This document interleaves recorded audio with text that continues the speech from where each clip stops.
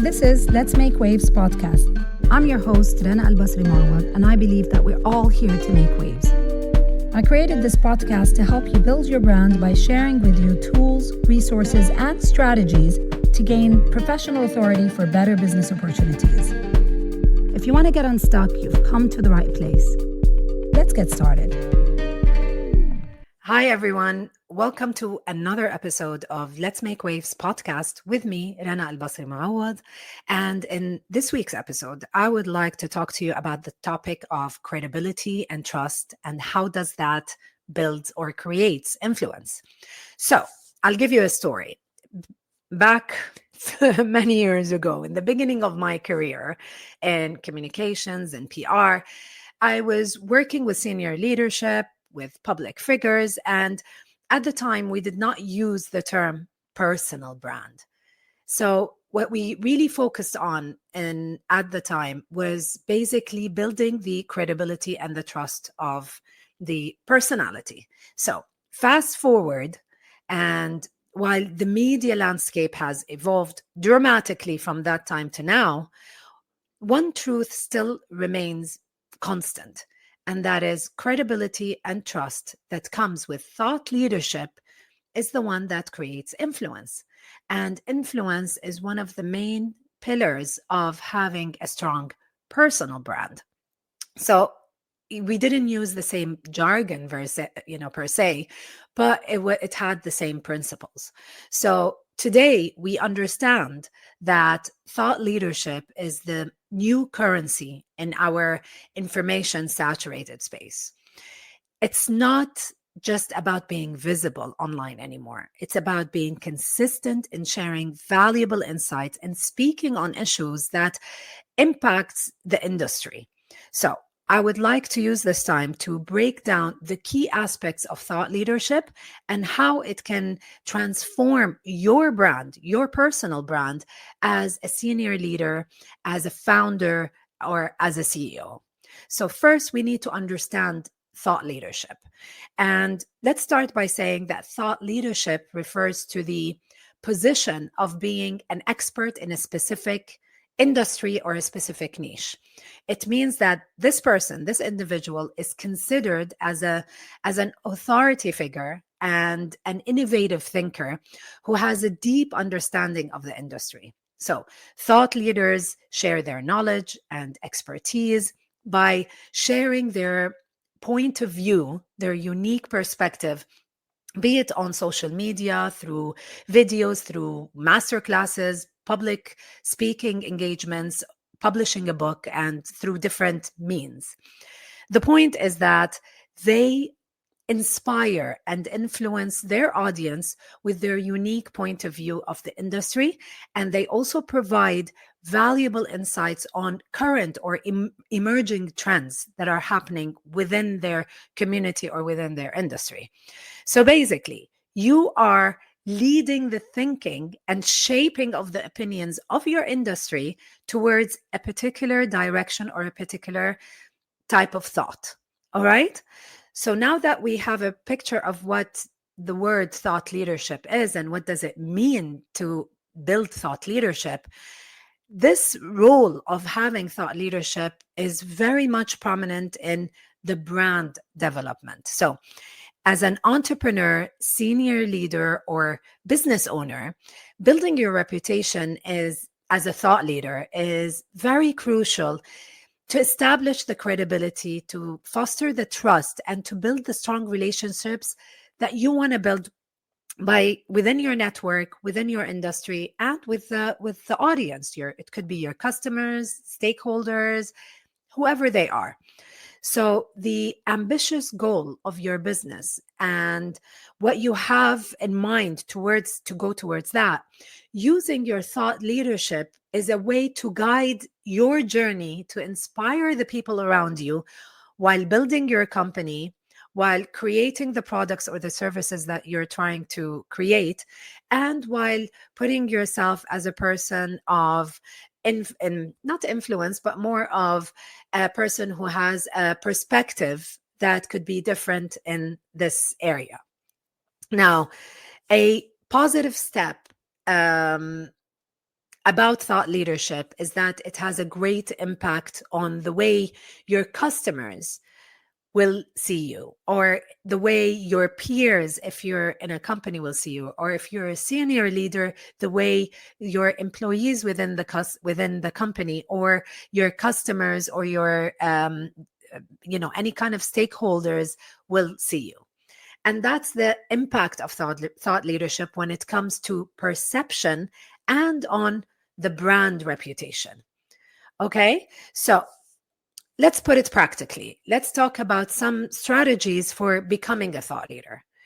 I will start with the first one, and that is to identify your expertise and what are you really good at, and what's your point of view within a specific niche. So basically what you have to do is you identify your expertise within that niche that is crucial to positioning you in a different light, so that you create that thought leadership image. And here are some effective ways to do that. Now, you can do that by either recognizing what are your unique experiences, your unique strengths that will differentiate you from others within the field or within the market. You can also know or identify what are the gaps in your industry where you can offer a fresh perspective or fresh insight or new ideas. Also, you are able to focus on a very specific subject that you're very passionate about and that you have deep knowledge about. You're able to pinpoint the audience who would benefit from your expertise and from your knowledge, and you're basically tailor making your messages towards them, so that you're able to guide them towards that direction or towards that idea. Also, you are able to keep up to date when it comes to industry trends, the changes that are happening in the industry, whether it is using your expertise to provide that kind of insight, or using your experience so that you can share certain maybe solutions to very common challenges that are happening within the industry and within the niche that you are focusing on. The second point is basically to publish and to share thought-provoking content and make that in a consistent manner. So not all types of content that you are sharing is only put out there through social media or through certain platforms, like, for example, on platforms like LinkedIn. Content is something that you can create, be it through publishing a book, or when you are a speaker somewhere or within an industry event or a forum. It can happen through using formats such as video or through master classes. There's different ways, public relations, PR, and publicity. So there's so many ways for you to share that content, but it's important that it's thought-provoking in the sense that it's not out there and out of the norm, but it is something that it makes people see the value of your expertise and your experience, and pointing out certain details that maybe not a lot of people know about, or they haven't seen it from your perspective or that kind of angle. So consistently publishing or sharing those type of content, it's very important in becoming a thought leader in general. So it's important to create and to share that kind of content where you kind of challenge the conventional wisdom, you inspire new type of thinking. And what's very important is, of course, your content should be relevant to your industry, to the niche, and it should add value to the audience that are following you on these platforms, or who are attending the events, or who would pick up the book that you've published.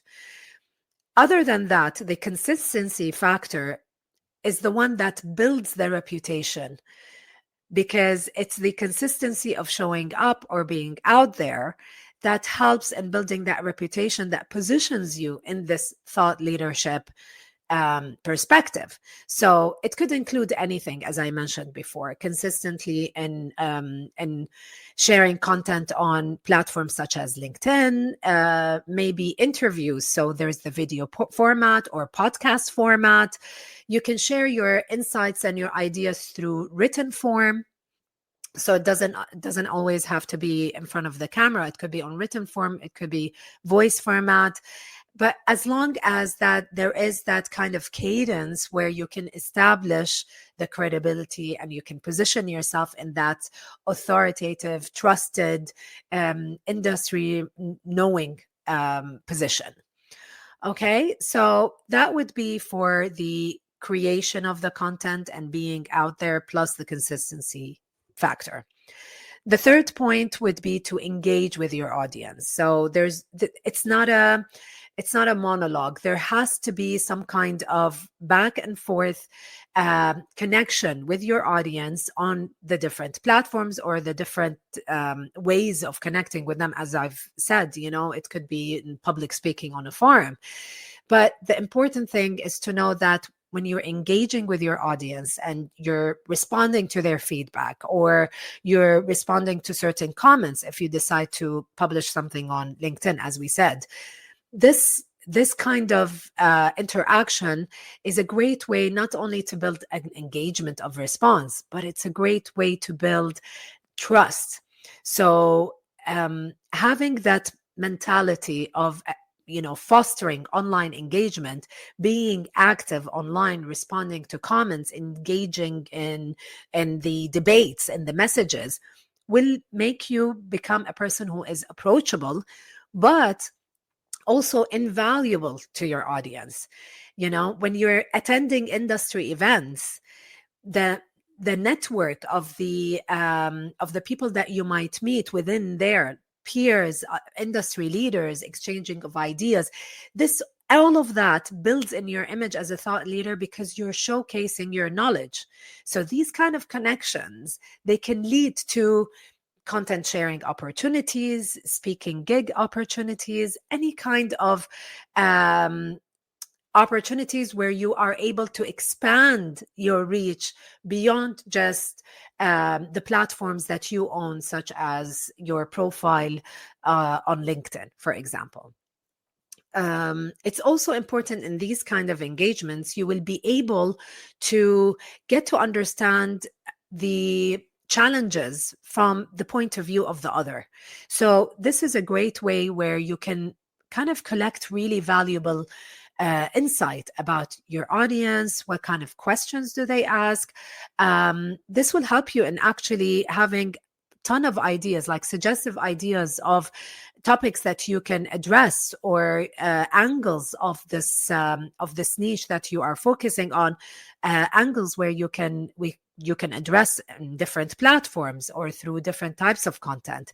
So it's actually very valuable when you open and you engage with your audience and become an active listener and having these like really thoughtful conversations, because then it kind of positions you in a way where you are not just a person who is on a senior level, or if you're a CEO, but also positions you as an effective thought leader. So you're a reliable expert. You're a person who has a place within the industry that you are in. So I think these are the major 3 points that you need to focus on when you want to start building that kind of the credibility factor as a thought leader, because that is the way that you build influence.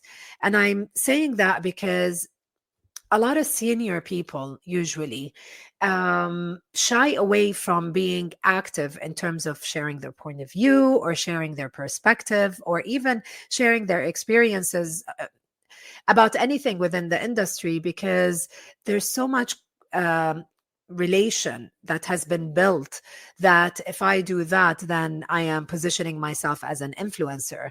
Not at all. It's the point is not for you to become an influencer. The point is for you to become a person who has influence on the community or the or the group that or the industry that they are in such a way that they can provoke thought for the people around them to see their point of view, to provoke thought of maybe something that is can be approached within the industry in a different way, to provoke the ideas of resilience and impact, but in a different manner within that industry.